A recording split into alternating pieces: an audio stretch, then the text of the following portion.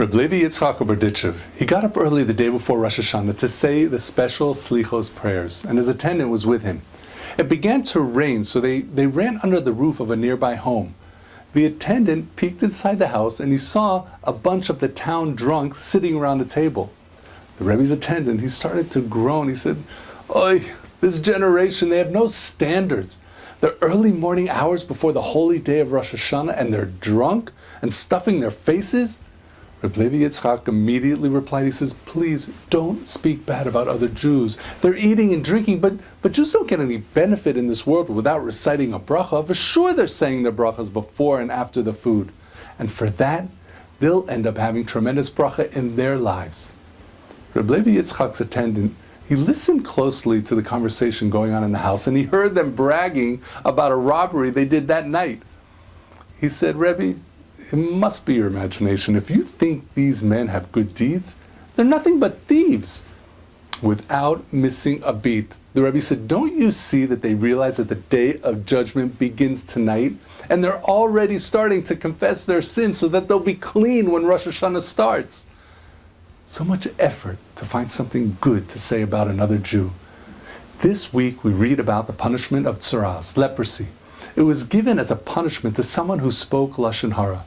A leper is brought out of the camp and he's isolated, just as he isolated a fellow Jew with his slanderous talk. Why do Jews put so much effort to not speak Lashon Hara? Why are there so many women's groups and children's groups and yearly gatherings all focusing on stopping Lashon Hara? How did it become so important? Well, the obvious reason is because of the far-reaching and devastating consequences it can have, not just with speaking, but even a nod or a facial expression. But there's something else, a fascinating insight. Let's take a look at the mouth. You see, all the organs of the body, they serve one purpose, the purpose that they were created for. The eyes provide sight, the ears can hear, our nose, our hands, our feet, they all have their function. But the mouth and the tongue, they're different. They have their own function, but they do even more. They also tell over what we see, what we hear, where we're going, where we've been. They tell others what we're thinking and what's in our heart.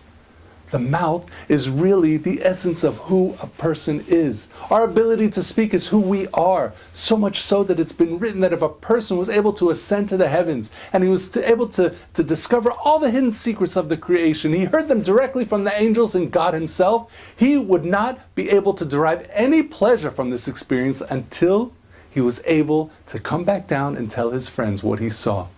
Speech is our essence, it's who we are. Stopping ourselves from saying something bad about someone isn't just about being nice.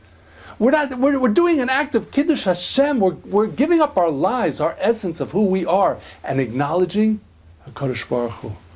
Perhaps this is why Reb Levi Yitzchak Berditchev, he put so much effort into loving a fellow Jew.